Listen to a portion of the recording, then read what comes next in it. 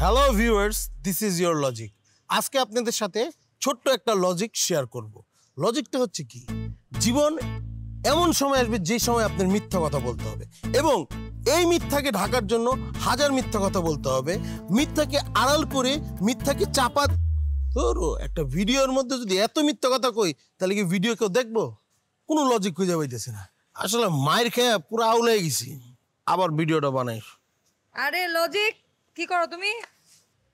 কি আর করবো, রিলস বানাইতেছি।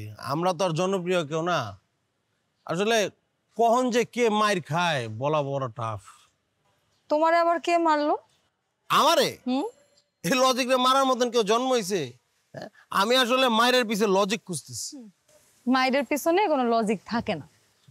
তোমার কথাবার্তা শুনে মনে হচ্ছে তুমি প্রচুর মায়ের খেয়ে আইছো। ঘটনা কি সত্যি করে কও তো?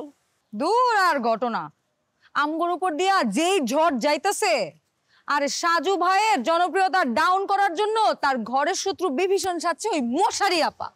তুমি কি কইতাছো মশারি আপা? মানে মাইশা আপার ব্যাপারে তুমি কথা কইতেছো?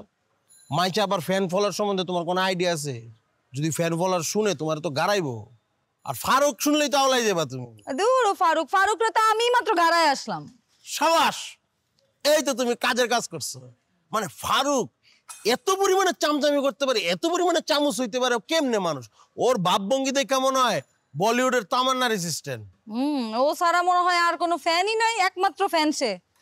তোমারও তো দেখে মনে হয় যে তুমি শাহরুখ খানের ফ্যান ক্লাবের মেন সভাপতি। তুমি আসলে একটা ফালতু, বুঝছো? এর জন্য মানুষে তোমার গাইল্লায়, তোমার রিলস এর মধ্যে ওই লাভ রিয়াক্ট কেউ দেয় না, সবাই খালি হাহা রিয়াক্ট দেয়, বুঝো নাই? সরো, সময় নষ্ট করে খালি। এনে আমি কোনো লজিক খুঁজে পাইলাম না। আজকে জনপ্রিয়তা নাই বলে যে যার মতন যা আচরণ করে দিতেছে।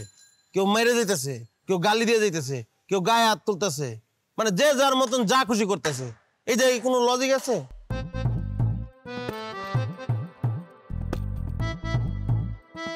লুট করবি বালা কথা করছস, এর লিগা সুপার ফুমো লই যাউন গা লাগবো? হ্যাঁ, কি যে কষ্ট হইছে বইতে, তোর আইয়া বইয়া দেখবে না কেমন কষ্টটা লাগে। আজিলগুলি শেষরাসোর। আপনি সত্যি করে বলেন তো, আপনি কি সত্যি সাজুর আপন চাচা? তা তো জানি না। মানে মানে হইতেছে সাজু আমার আপন বড় ভাইয়ের ছেলে। তাই একটু আগে যে বললেন আপনি জানেন না। আরে সাজু যখন হইছে তখন তো আমি বিদেশে আসিলাম, হনলুলুতে আসিলাম। শোনেন, হাসপাতাল হইছে তখন কেউ হ্যাঁ বদলে দিছে কিনা হেরে তো আমি কইতারি না। দেখছেন আমার কি বুদ্ধি? 1 সেকেন্ডের মধ্যে আপনারা ভেবাচা খাওয়াই দিয়েছি। আপনি আসলে একটা ফালতু লোক, একদম চুপ করে বসে থাকবেন। আচ্ছা, এই যে এখানে বসে বসে যে খুব আরাম করে চা খেয়ে যাচ্ছেন, বাসায় বাজার আছে না নাই সেটার কোনো খবর আছে? এটা কি আমার দায়িত্ব? তো কার? আমার? আপনার কিনা আমি তো কইতারি না। বাজার করে আনলেই তো আর হবে না, বাসায় তো হাড়ি পাতিল কিছু নাই, মানুষজন তো সব নিয়ে গেছে। একদম ঠিক কথা কইছেন, আমিও চা খাওয়ার লাগা কোনো হাড়ি পাতিল পাই নাই। তাহলে চা খাইতেছেন কেমনে? একটা পাতিল আসিল, কোন হারামজাদে জানি সবগুলি এক লগে নিবাল দিছিল, একটা ফালাই হয়ে গেছে গা। আচ্ছা, আপনার কি লজ্জা করে না এভাবে দাঁত কেলায় হাসতে? ও বা, হাসলে কি আবার লজ্জা করে নাকি? যান তো যান, যাই একটু থানায় যান। যান। পাগল হয়ে গেছেন? থানা যাবো কি লেগা? আমার কোনো অপরাধ আছে? আরে এই যে বাসাল সব লুটপাট হয়ে গেল, একটু থানায় যায় মামলা টামলা কিছু করেন, এগুলো উদ্ধার করার চেষ্টা করেন।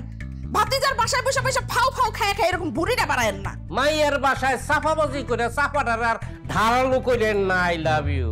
কি মানে চা খাইবেন?